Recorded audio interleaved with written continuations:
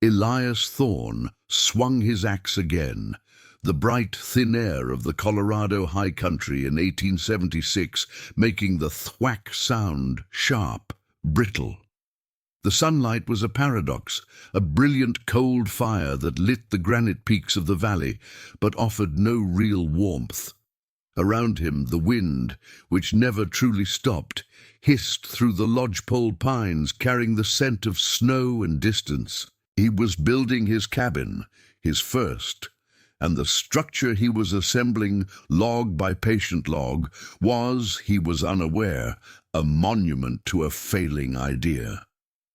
The structure he was building, just as his father had in the Ohio woodlands, would one day be the difference between a life of agonizing toil and one of simple, profound failure. He was a man of 30, lean and hard from the journey west, with a quiet stubbornness in his eyes. He had chosen this valley for its water, its timber, and its seeming shelter, but he had not yet learned to read its true language, the language of sun, wind, and the relentless pull of cold. He worked with the materials at hand. The pine logs were straight, but not as thick as the hardwoods he'd known back east. He saddle-notched the corners, a skill he was proud of, seating each log with a careful, heavy precision. His hands, raw and cracked, were stained with sap. This cabin was his claim, his anchor in a vast, indifferent wilderness. It stood in a clearing he had made on the valley's north side, facing the trail, as was practical, so he could see visitors or trouble approaching. By the time the first snows of October dusted the peaks, the walls were up, the roof planked and covered in rough split cedar shakes. He built a fireplace on the north wall, a massive thing of river stone and clay, believing, as all his peers did, that a great fire was the heart of a winter home. He chinked the gaps between the logs with a mixture of mud, dry grass, and hope, backing it in with a wooden paddle until his shoulders ached. The first winter settled in not gradually, but like a trap springing. The temperature plunged to 20 below zero and stayed there for a week. The reality of his shelter became brutally clear. The cabin was not a home. It was a box for holding cold. The wind, that constant searching wind, found every microscopic flaw in his chinking. It streamed through the gaps like invisible needles. The air inside turned smoky and sharp, but never warm. He sat huddled by his great stone fireplace, feeding it cords of wood, and yet 6 feet away, the water in his bucket froze solid. The floor, laid directly on the earth, was a sheet of ice. The stones of his fireplace, which he had so carefully assembled, drank the heat of his fire and passed it directly to the frozen north wall they were built against, radiating the cold into the room. He was trying to heat the entire valley. The brilliant sun, which he could see pouring down onto the snow-covered meadow, did nothing. It struck his west-facing wall in the afternoon, but the logs were poor containers for such fleeting warmth. His internal world shrank to a cycle of desperate, exhausting labor. Chop wood, haul wood, feed the fire, shiver, and listen to the timbers of his own home groan in the Arctic cold, as if in protest of their flawed design. He realized, in a moment of shivering clarity, that this was not survival. This was a slow, laborious defeat. Something was fundamentally, terribly wrong with the way he had been taught to build. That first winter left a scar on Elias Thorne. It wasn't just the memory of the cold, but the memory of the futility. He had spent nearly 90% of his waking hours cutting and hauling wood, only to be cold. His hands had bled. He had nearly lost 2 toes to frostbite inside his own cabin. When the spring thaw finally came in late May, melting the deep drifts and revealing the valley floor, he did not feel relief. He felt anger and a deep, burning curiosity. He had followed the rules. He had built a cabin just as every settlement guide, every piece of common wisdom dictated. A square box, a big hearth, a good roof. Why had it failed so spectacularly? He looked at his handiwork. The logs were sound. The joinery was tight. The failure wasn't in the craft, it was in the design. He had built a structure designed for the damp, still, forested chill of Ohio, and he had placed it in a high-altitude desert, exposed to Arctic winds and a sun that was as fierce as the cold. He began to walk, not to hunt, but to watch. He spent days observing, sketching on the back of a worn, leather-bound ledger with a piece of charcoal. He noted where the snow melted first, always on the slopes that faced south. The north-facing slopes, like the one his cabin was nestled against, held their snow for weeks longer. He watched the animals. He found a fox den, not on the flat, but dug into the side of a small hillock, its entrance facing the southeast. Catching the first morning light, he found where the elk herds sheltered during a late spring blizzard, not in the thick timber, but on the lee side of a high ridge, in a depression that was shielded from the north wind and open to the southern sky. He began to understand the valley not as a flat map, but as a machine of energy. The wind was a river, and he had built his house in the middle of its fastest current. The sun was a furnace, and he had turned his back to it. One day, on a long trek to the valley's southern ridge, he came across the remnants of a Ute winter camp. It was little more than a series of circular depressions in the earth, barely visible, but the sighting was unmistakable. They had chosen a spot on a gentle, south-facing slope just below the crest of the ridge. The wind would pass harmlessly over the top. The earth itself, dug out to a depth of 3 or 4 feet, provided a wall on 3 sides. It was a pit, but a pit that would be warm. It was a structure designed to borrow the Earth's own stable temperature. Later that summer, a grizzled old trapper named Jedediah Mills passed through, seeking to trade pelts for salt and flour. Jed stopped at Elias's cabin for a night, sipping coffee and looking around the smoky, drafty interior. "You built this like a Yankee," Jed said, his voice a dry rasp. "You're trying to heat the air, son. Air don't hold heat worth a damn." Elias, humbled by his winter of misery, just listened. "You see that sun?" Jed pointed with the stem of his pipe. "That's free firewood, burns all day. You ain't using it." He tapped the massive stone fireplace. "And this is just a fancy chimney for sending your hard work up to the sky. You gotta heat the masses, boy. Heat the stone, heat the earth, and you gotta let the earth hold it for you." That single conversation, combined with his observations of the Ute camp and the animal dens, ignited a new idea in Elias's mind. He wasn't just going to fix his cabin. He was going to abandon it. He was going to build a new house, a house based on a new, hidden blueprint. Elias Thorne did not lift his axe for the rest of that summer. He became a man obsessed with a single radical idea. He spent his days sitting on the slope opposite his failed cabin, watching the light move. He used his charcoal stick and ledger not for accounts, but for diagrams. He tracked the arc of the sun, noting its low southern path in the winter and its high overhead path in the summer. He was designing a trap for heat.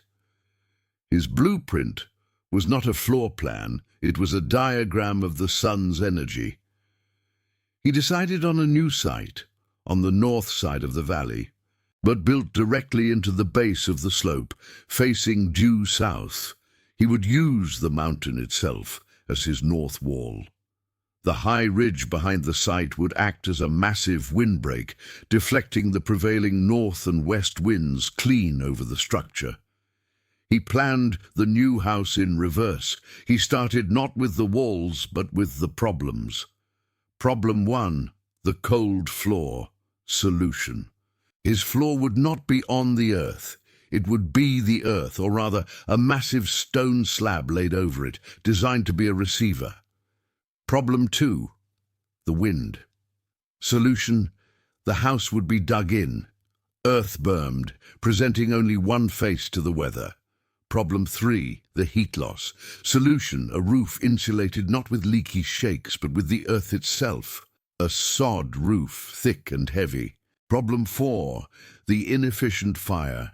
Solution, the fire would be small for cooking and its chimney mass would be inside the house, not on an outer wall so all its heat radiated inward, but the primary heat source would be the sun.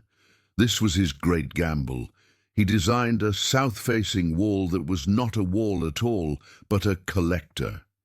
He would need glass, a lot of it. This was the greatest constraint. Glass was impossibly expensive, fragile, and had to be hauled by wagon from Denver, a journey of weeks.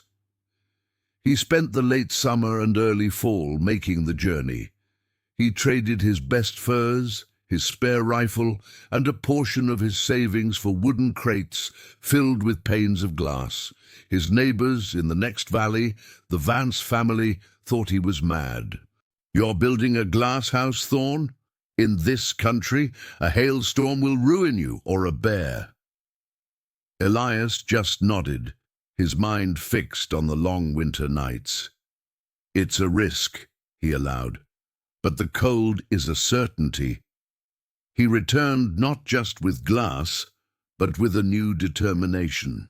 He began his work not by cutting logs, but by digging. With a pick and a heavy spade, he began carving a terrace out of the hillside. He was building a hole in the ground, a precise rectangular wound in the slope.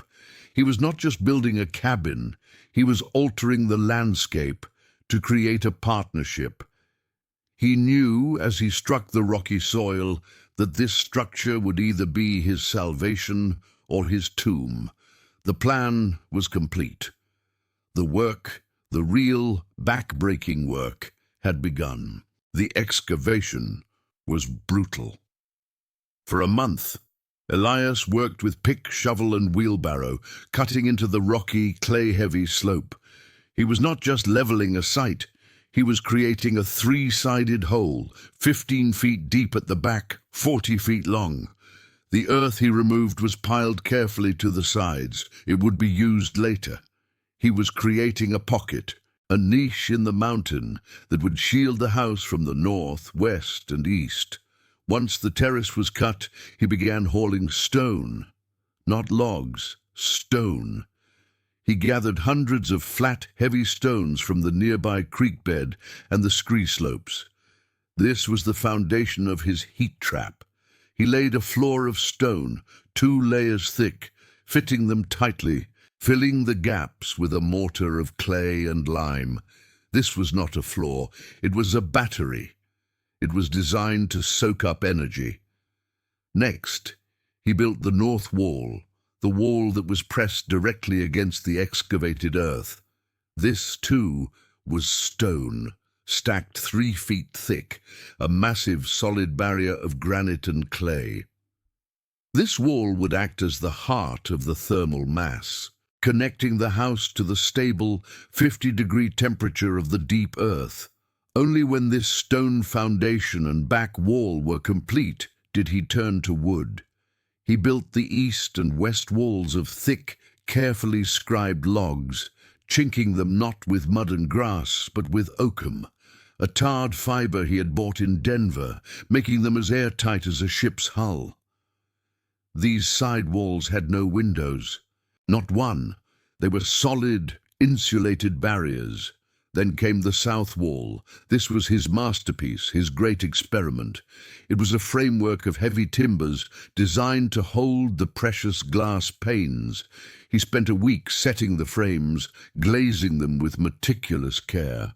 It was less a wall and more a great window, angled slightly to catch the low winter sun more directly. He built heavy, insulated shutters that could be closed at night, or during a blizzard, or in the heat of summer. Finally, the roof. He laid heavy pine rafters, topped them with thick planking, and then laid sheets of birch bark over the planks, overlapping them like shingles to create a waterproof membrane. On top of this, he packed a layer of dense clay. And finally, he hauled the earth he had first excavated and spread it 2 feet thick over the entire roof. By September, the house was complete. It looked less like a cabin and more like a part of the hill. A green, living mound of sod with a single glittering glass face turned toward the southern sun. His old cabin stood across the valley, a forlorn grey monument to his failure. This new structure felt different. It felt alive. He built a small fire in the new central hearth, the smoke rising from a simple stone pipe in the roof. He sat on the stone floor, waiting for the test. The test came in mid-November. The sky, which had been a piercing blue, turned a flat, milky white. The wind died. An absolute, heavy silence fell over the valley. Elias, inside his new home, felt the change. He secured the heavy shutters on the west and east ends of his glass wall, leaving the main south-facing panes exposed. He had a massive stack of firewood inside the house, but he did not build a large fire. He lit only a small, necessary blaze for coffee. The blizzard hit not with a roar, but with a whisper that grew into a scream. The wind came from the north, driving a torrent of fine, sharp snow. Elias stood by his glass wall, watching. He could see the storm's fury, but he could not hear it. The wind was not striking his house. It was climbing it. The sound was a dull, low whoosh as it passed over the sod roof, which was already accumulating a thick blanket of white. The temperature plummeted. Outside, it was 30 below zero. Inside the old cabin, Elias knew he would already be fighting for his life. The interior thick with smoke, the wind screaming through every crack. Here, in the earth house, there was only silence. The air was still. He walked to the north wall, the massive stone barrier pressed against the frozen hillside. He placed his bare hand upon it. It was not warm, but it was not cold. It was the temperature of a cave, a stable, neutral 50 degrees. The earth itself was insulating him. The first day of the storm was dark, the sun a pale memory. The temperature inside the cabin slowly dropped, but only to 60 degrees. The small fire, combined with the heat stored in the mass, was holding its own. On the second day, the sun returned, though the blizzard raged. It was a cold, bright sun in a sky fillet of ice crystals, and it streamed through the south-facing glass. Elias watched as a brilliant, sharp rectangle of light fell upon his stone floor. He sat and observed it all day, like a cat. The light patch moved across the floor, and where it touched, the stone became warm. Not hot, but tangibly, unmistakably warm. He put his hand in the sunlight, and it felt like a tangible, warm liquid. The glass was letting the light in, but the airtight seals were keeping the cold out. That night, the temperature outside dropped to its lowest point yet. Elias let his fire burn down to embers. He sat in the darkness, listening. The house was breathing heat. The stone floor and the heavy north wall, having soaked up that single day of sunlight, were now slowly, gently radiating that stored warmth back into the room. The air was still. The temperature did not drop. He slept for 8 hours, a deep, warm, uninterrupted sleep for the first time in a high-country winter. When he awoke, the storm had broken. The world outside was a glittering white and silent expanse. Inside his house, the water in his bucket was liquid. He was, for the first time, not just surviving, he was comfortable. That winter, his skeptical neighbor, Thomas Vance, ran out of firewood during a prolonged blue norther in January. His cabin was a frigid hell. His family huddled under every blanket they owned. Desperate, Vance fought his way through the waist-deep drifts to Elias's mound. He expected to find Thorne either dead or in a similar state of misery. He knocked on the heavy south door, and when Elias opened it, Vance was hit not by a cloud of smoke, but by a simple wave of stable warmth. He stumbled inside and stared. Thorne was in his shirt-sleeves, reading a book. There was no fire in the hearth, only glowing embers. The air was clear. And it was, by Vance's estimation, at least 60 degrees.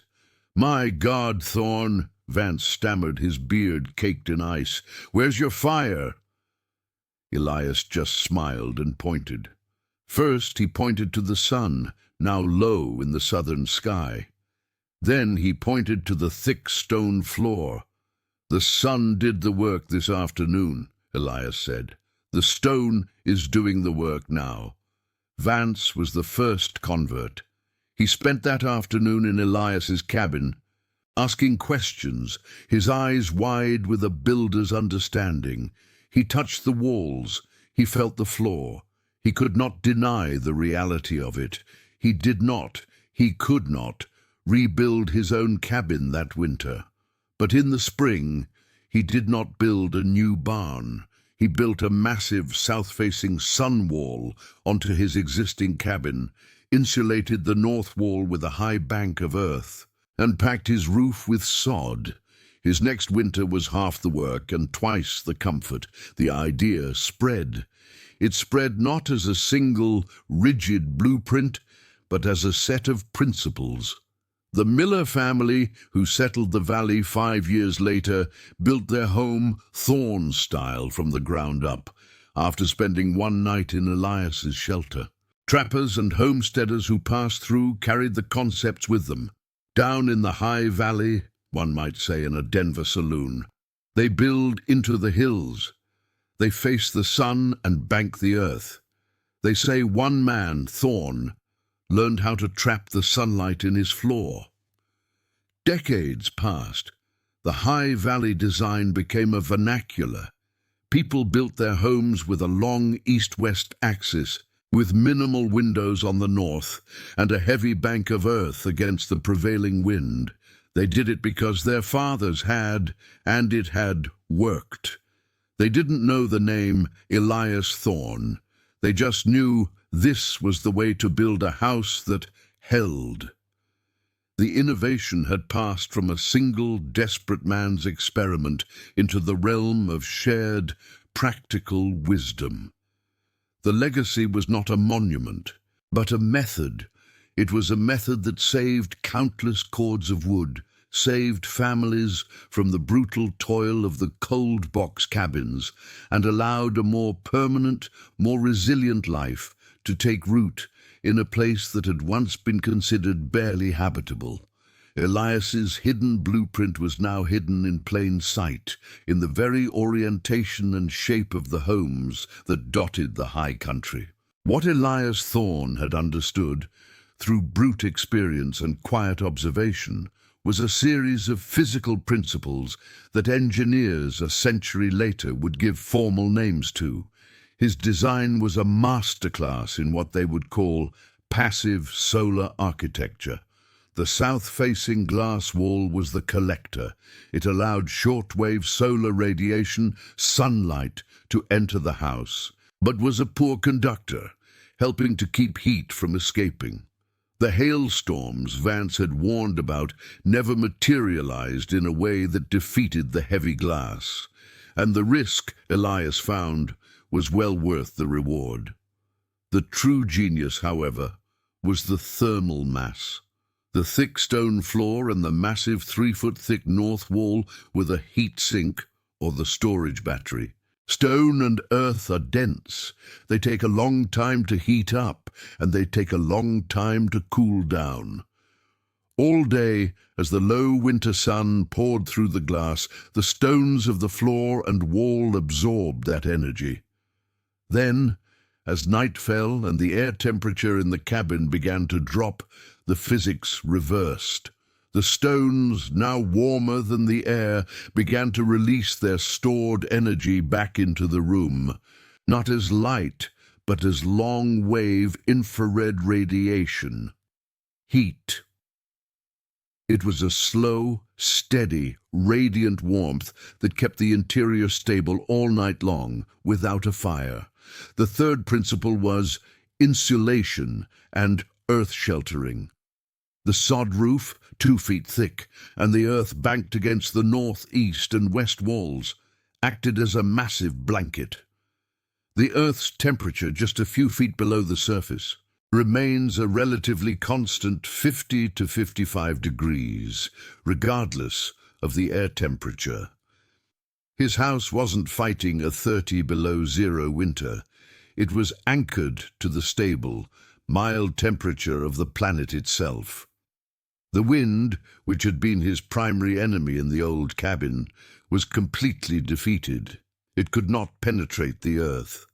It flowed up and over the aerodynamic curve of the sod roof. Elias Thorne had built a house that didn't just resist the winter, it negotiated with it. It used the sun as its fuel, the earth as its battery, and the hillside as its shield. Elias Thorne lived in his earth-sheltered home for another 40 years. He watched blizzards bury his valley, seasons of profound cold that broke other settlers, all from the quiet, stable warmth of his sanctuary. The house became a part of the hill, the grasses and wildflowers of the sod roof blending it into the landscape until it was just a green mound with a glittering eye. He spent his winters not in a desperate battle for survival, but in a state of comfort, giving him time to read, to mend his gear, to think. The house afforded him the one luxury the frontier rarely offered: peace. His symbolic blueprint, the charcoal sketch on the back of the old ledger, was found decades after his passing, tucked inside a dry goods box. His descendants puzzled over the strange arcs and lines until an architect visiting the region recognized it not as a map, but as a solar chart, a precise calculation of the sun's path and its relation to the structure. What Elias had learned was a lesson that went far beyond logs and stone.